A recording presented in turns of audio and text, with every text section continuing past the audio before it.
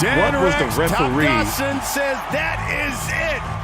Tszyu said, I'm going to drown him. What was the referee thinking?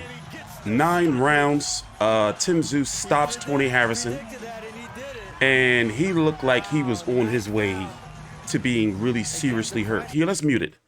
Take a time out, like the video, subscribe. I'm TstreeTCONTROVERSY with Fight View 360, and he is past his rites of passage. He's passed the test.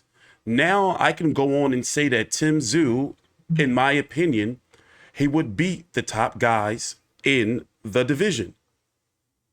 He would beat Liam Smith.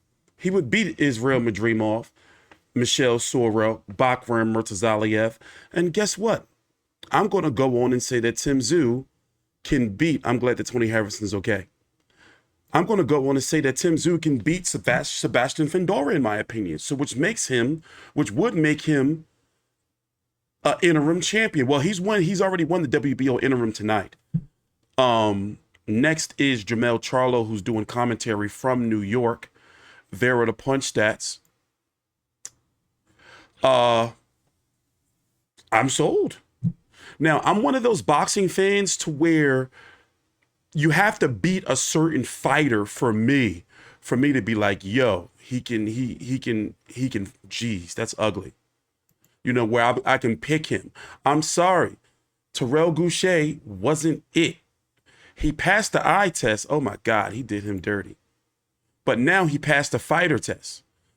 Terrell Goucher wasn't it. Takashi Inoue wasn't it. Stevie Spark. Oh, Tony Harrison. Oh, that's ugly. Oh, no. Stevie Spark wasn't it. Jeff Horn wasn't it. For me, Tony Harrison was it. So now, on to Undisputed. Now, what's going to happen is Jermell Charlo, from the sound of things and the looks of things, Jermell Charlo is going to fight an interim fight sometime this summer, possibly against IBF, 154-pound contender. Now, listen, this is according to the plan of the boxers. Tszyu's team already seems to know it, that Jermell's going to come back to shake off some cobwebs and also to clear the way for them to fight for Undisputed, because the IBF mandatory is going to have to come. Tszyu is already considered a champion, winning the WBO interim championship. By the way, 11,700 or so there, which is considered a sellout. The undercard was pretty solid. Nikita Tszyu was impressive. I forgot how to pronounce his name. The co-feature against Uniescas Gonzalez. He won in spectacular fashion, but it would have been great if he would have got the stoppage. Isaac Hartman lost to Rohan Murdoch. Sam Goodman beat TJ Doheny. And in about 5 minutes or so, and hopefully he's not too long-winded, you know, Big J can go on a little bit, we'll be able to get his thoughts on Tszyu defeating Tony Harrison, becoming the WBO interim champion. Let's check back in to see if at least a top 10 contender. Now he's beaten a legitimate top 10 contender, which legitimizes his chance to fight for all 4 belts against Jermell. See, and listen, I'm not the only one saying it.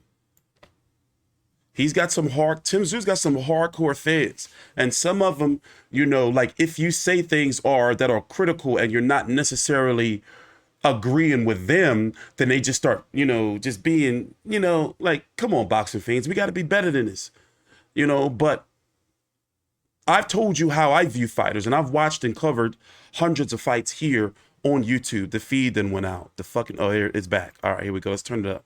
Now, the interim WBO Super Welterweight This crowd. Champion of the World, Tszyu.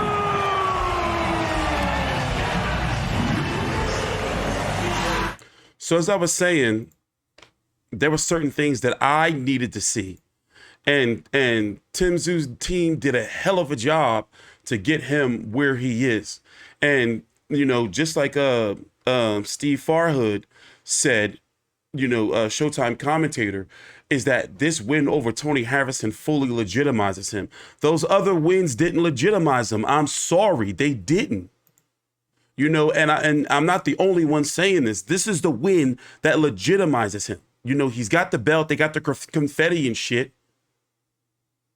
And now he's finally got it. He's finally made it to the big leagues. And I can consider him a world champion because, hold on, let's listen into the post-fight interview. Here's Tszyu with Ben Damon. Through the confetti. Not many people get a moment like this. What does it feel like? Thank you, Australia!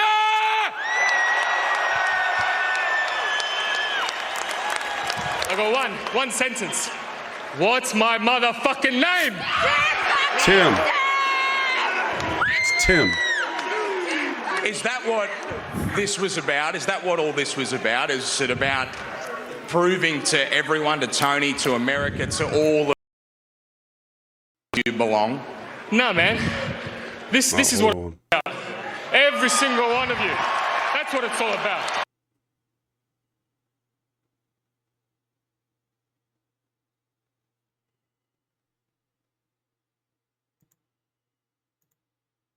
And the Showtime anytime is on the fritz. Hold on, give me 1 minute. Open back up the feed. Let me turn it up in the background. We've talked about the Soul Taker before. The Soul Taker was well and truly here tonight. You know what? I was smart. I knew he had a jab, so I had to be smart about it. Because the competitor that I have in front of me, he's the man that beat the man. He's the man that beat the man. Which means I'll just beat the man who beat the man. What does that make me? The man. A word on this man because he's won a lot of fans. He's been great in the build-up to this, but what was it like sharing the ring with him here today? My pleasure, man. The respect is always there. We never bad-mouthed each other. We had a bit of banter, but we always had respect for each other, you know. And in this ring is where we proved to each other, you know. And tonight, I was the man that proved to him that I was the better man.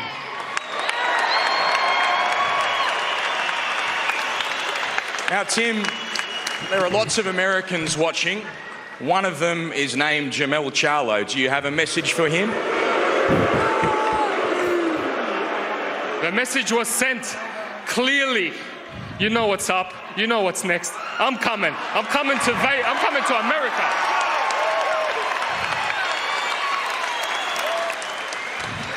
Congratulations on this, Tim. Perhaps the first of many. Any final words to everyone who's come out here today and who's watching around the world? Australia, you know, but the world, you know now. What's my motherfucking name? Tim. Say my motherfucking name. Tim.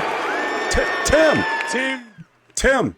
Tim. And if we could have a chat to Tony Harrison and a round of applause, please, ladies and gentlemen, for the former world champion and a tough dude, Tony Harrison. Firstly, are you okay?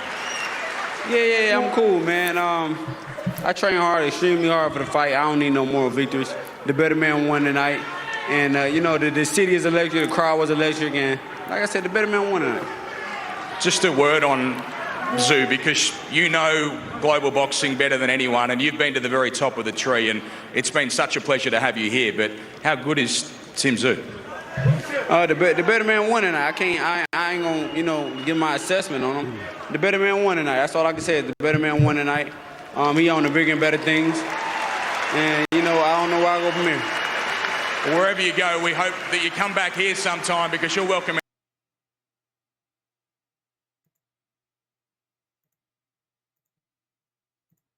Harrison, the victorious Tim Tszyu. Tim Tszyu, unbeaten 22-0, now 16 knockout. So I want to hear what Jermell Charlo has to say. Hold on, let me turn my PC fans off. I'm hoping you guys don't hear that. Damn, nope, they didn't left. They didn't end the broadcast. Well, listen, he did it. One thing I like about Tim Tszyu is that he's very poised. And for his age, being 28 years old and, you know, pretty much like in his prime, he really picks his punches, and you can tell he just lives boxing. He seems like one of them type of guys. I don't know or anything. He seems like one of them guys, type of fighters that's straight edge, that only lives, eats, breathes, and sleeps boxing. No, in the club, you know, you'll never catch him out in public with a drink in his hand. I'm just saying he just seems like one of those type of boxers. But as it stands right now, hey, listen, I know it's going to be a lot of people that's going to be in the comments and, well, we told you so and everything, but I'm sorry. I watch a lot of boxing. And as I said, those other wins, understand what I'm saying. Like, I watch a lot of boxing. So he needed to beat Tony Harrison for me to consider him legit. And it's like that with every fighter. It's certain fighters that I need certain fighters to beat for me to be like, okay, that's the rite of passage. For Devin Haney, it was Jorge Linares. For Ryan Garcia, I forgot who it was. Who was the dude? Dunio. Even as far back as Adrian Broner, for him it was Marcos Maidana. He didn't pass the test. You see what I'm saying? For Deontay Wilder, it was Bermain Stavern. For Tyson Fury, it was the first Derek Chisora fight. You see what I'm saying? And then it came with Klitschko. What I'm saying is, there's every now and then is a fight where it's like, yo, that's the fight where I can like really, really pick him. By the way, let's see what Jamel has to say. Out of Tszyu than what you were training for? No, this is exactly what we've seen. Come forward, not as fast and bigger pace. Strong, of course, throw hard punches. Don't we all? But I'm a different animal in there. Like, I'm a different fighter than Tony. You can't compare me and try to compare Tony's skills of boxing. He did move less than what he normally does, but obviously because the ring was smaller. Correct, the ring was smaller, but that still doesn't, he didn't dog it out. He didn't bring that dog in him. If he wanted to fight me, he would have to bring more dog in him. But Tim is next, and that's what we had before the injury. So it's not like I'm not prepared already. Right. Absolutely. So interesting. Tell me what you saw. Well, clearly the night was about Tszyu. He's 28 years old. I put it this way, and I understand that you're right, but I'm not ready to say that Tszyu can beat Jermell Charlo. I'm saying that his chances of going up, to me, as I said, I already got Tszyu beating Sebastian Fundora. In fact, I'm going to go ahead and say that I have Tszyu. I'm going to go ahead and say that I have Tszyu as the third best 154-pounder, slightly below Brian Castano. But Brian Castano said they've been moving up to 160. So therefore, that would make him the number 2 best 154-pounder behind Jermell Charlo.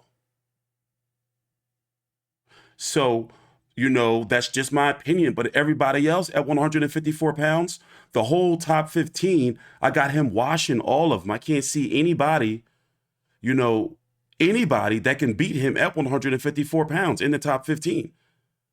The only person that I would clearly say can beat him is Jermell Charlo, and I think that that's fair. Let's see what Big J has to say. But take your time out, like the video, subscribe. I'm T Street Controversy with Fight View 360. I'm expecting the way Showtime is talking is that we can probably expect to see Jermell Charlo sometime back in the next couple of months, maybe by June or so, give or take. And don't be surprised if he fights his his IBF mandatory in Bakram Murtazaliev just to get him out of the way so he won't be in the way to possibly stop the Tszyu fight. And don't give me that shit. The fight is going to happen in the United States. I don't see an undisputed champion in Jermell Charlo. Now, Tony Harrison was sent over there to clear the way for Harrison or Charlo Harrison 3. It failed. But the plan is, I'm pretty sure, going to be the same because the contract is already in place for Charlo versus Tszyu to happen in Las Vegas. And now it's a bigger fight. And hopefully the Australian fans will travel over for the fight because it makes sense. But man, he started, put it this way, all of his punches just have mean intentions. And Tony Harrison, being devil's advocate here, you think Tony Harrison probably had a hand injury, or was he just scared of being countered, which is why he was relying on the jab? Because I was thinking to myself, there's no way this was ugly. This was just ugly. I was thinking to myself, there's no way he's going to win this fight on the cards off of a jab. He started loading up a little bit later on in the fight, but nothing, there was no real, punches that really kept him at bay. Let's see what he has to say.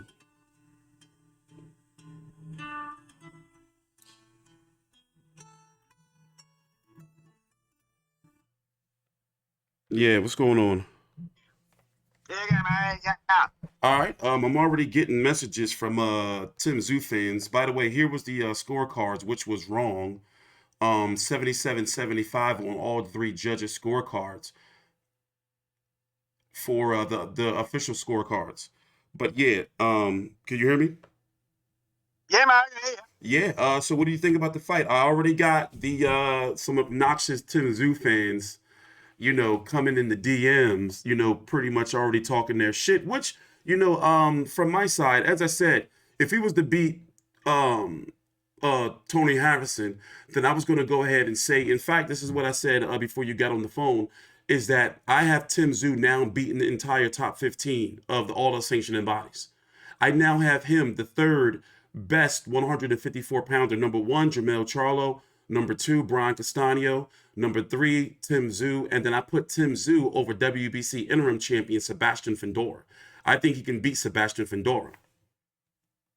Yeah, with the body shots, he could too. I think he can beat. So therefore, that's he's already WBO interim champion. Sebastian Fundora is the WBC champion. I would have him beating Liam Smith, Israel Madrimov. I'm not quite confident about Brian Castano because Brian Castano will be there to fight and throw a lot of punches. And I damn sure don't have him beating Charlo, but we already know how this is going to go. And you know more than me is that these fans are going to be letting us have it because right now, Tim Tszyu is the Superman over there. Oh, yeah. I mean, fantastic show by No Limit. They got a sellout. I honestly didn't think they'd get that done on a Sunday with 2 football games on. But then again, no, I knew it was going to sell out. I knew that was going to sell out. No, honestly, I didn't. But then again, the teams that are playing are bottom-feeding teams, and yeah, this is a big event. So, I mean, I thought a very methodical, well-composed victory by Tim Tszyu. I mean, the first round, I thought when Tony just jabbed his face off him, I go, here we go. This is going to be a repeat of bloody Haney Kambosos number one. But Tim just walked him down. And, beat him up. And Harrison let him. I don't know how Tszyu keeps doing this because every fight I'm like, how do these blokes just stand there and let him beat the shit out of them? In Tony's case, and this is a good question to ask, was he injured? Because he was reluctant with the right hand. Was he injured or was he afraid of the counter? Those are both valid questions. I think he was afraid of the counter. Yeah, exactly. Because he had that cocked all night and he didn't throw it. But he only landed a couple of good overhand rights. Even when he was controlling in the first round with the jab and a portion of the second, he still wasn't throwing the right hand. Now, I'm not making any excuses. We're being critical thinkers here because I already know Tim Tszyu fans, they got their finger in our asses right now. So they're really going to be animated. So I'm just saying we're asking logical questions, from a boxing standpoint. I'm not making excuses for Tony Harrison because Tony Harrison got beat up and he lost. But what I'm saying is we do have to raise the question of like, well, wait a minute. Was it the counter? Me personally, I don't think he was injured. I think he was scared to get countered, or that he was, or that because he's used to slowing down later on in fights, because he would be up on the cards and then he would slow down later on in fights. Maybe he thought he was going to be able to take Tim Tszyu into the late waters and drown him. That was never going to happen because Tim Tszyu is extremely fit. So yeah, but we don't know how these boxers think, Because normally when they start jabbing like that, that means they want to try to, especially for a fighter like Tony Harrison, that means they want to try to, keep something in the tank. Yeah, but Harrison was gassed by round 6. You could look at it. Like I said the other day. Gasses around round 6. That's why I think he was jabbing and really trying to move around a lot, to try to keep. And he didn't hold. There was no clenching. Why didn't he clench? Yeah. But here's the thing, as I said. Oxygen deprivation. He's too tall and too old to be at that weight. He needs to jump up to middle, maybe even super middle, because his body drains too quickly. Yeah, he's too tall for that division. I'm pretty sure he's done at 154 pounds after this. He's going to be going up to because he'll get better opportunities. If he stays at 154, then he'll probably have to run into Tim Tszyu again, because Tim Tszyu's probably going to try to reign at 154 a little while before he moves up, at least a couple of years, depending on what happens with Charlo, because I think Charlo is still going to beat him. That has not changed. He beat Tony Harrison, yeah, but by far, let's not disrespect Jermell Charlo. He is the best 154 pounder in the world. And, and even if he was losing fights, or if you beat him, he comes back and beats you. That's right. But here's the one thing that Charlo is worried about right now. He knows he can beat Harrison. He's done it.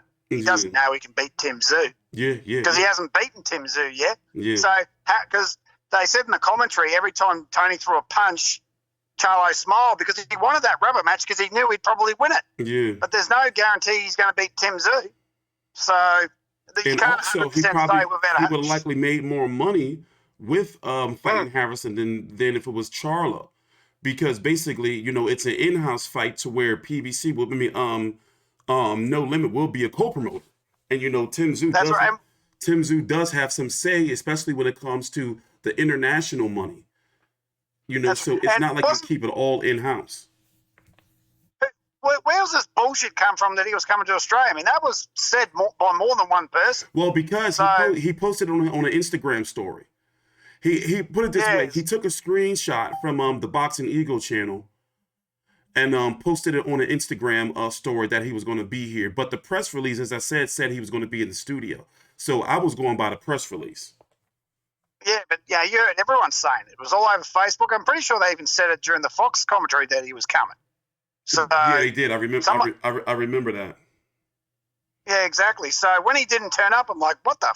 But anyway, that's wasting time. And no. But Tim has cemented his whole resume has just been legitimized in one fight. Yeah, it is. Well, as I said, ago. This is the fight. This is every fighter gets that fight where it's like, okay, if you beat this guy, then you're legit to me. As I was telling the viewers before, Terrell Goucher wasn't it. Takashi Inoue wasn't it. Steve Spark wasn't it. Chance. Dennis Hogan wasn't it. Bowen Morgan wasn't it. Even Jeff Horn at that stage in his career wasn't it. Tony Harrison was that him pushing, all them other fighters was him pushing a boulder up the hill. Tony Harrison, he finally got up the hill and pushed it over and made it to the top. Now, as I said, exactly. He's an interim champion, and I have him in the top 3 of the 154 pounders. No, I think he can mix it. I think he can mix it with anybody. Me wrong, but I'm sorry. Just like you was as well, I'm sorry. Those other opponents was not opponents for us longtime boxing fans and longtime media to be like, he beat Stevie Spark. He can beat the whole world. Nah. Because I already know. I've been doing this long enough to know that fans are going to start chewing us up. Oh, we told you so, mate, and all. That's like, okay, all right, whatever. Well, they're not going to tell me because I had him winning in 11 anyway, so I was only 2 rounds off. Yeah. So all the heat's going to be directed at you. Yeah, no. So, I'm not really concerned at it, but, I'm just saying, listen, you can't be mad. Put it this way. I'm sorry. I'm going to go ahead and say it. Terrell Goucher just fought a couple of weeks ago. Terrell Goucher fought on a prelim on a YouTube channel. Takashi Inoue, not it. But they just wasn't it. But now, I'm convinced. Just like for Caleb Plant, he needed to beat Anthony Durrell for me to be like, okay, now I can kind of believe that he's going to beat David Benavidez. Adrian Broner had to beat Marcos Maidana. He didn't. That's when I was like, nope, he didn't pass the rites of passage. He's not as good as everybody think he is. And I would have said the same thing if Tim Tszyu would have lost to Tony Harrison. But now he beat him in spectacular fashion. I'm giving him his props. Closing thoughts. Absolutely. One thing, if Charlo moves up, then he's a friggin' pansy. He better not move up. It's already he talked about it in the post-fight show. You guys didn't get to see it, but on the Showtime broadcast, it's happening. Oh, that's all right then. So, can Tim beat Charlo in the ring? He has to prove that in the ring. But he's got a better chance now than what he did before yesterday. The Harrison fight. Yeah, that's you're right. Sure. Yes, he did. Yeah, he's certainly got a better chance than what he had yesterday. So go ahead. By the way, Charlo's returning in June or so, and it's likely that he's going to fight Bakram Murtazaliev to get that IBF mandatory out of the way, so it doesn't get in the way. I thought he was.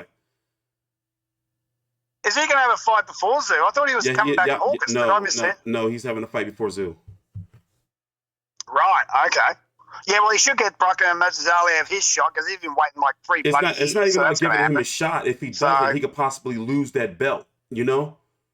Because it's been so long, and that makes sense for him to get him out of the way. So it's nothing in the way. Yeah, it does.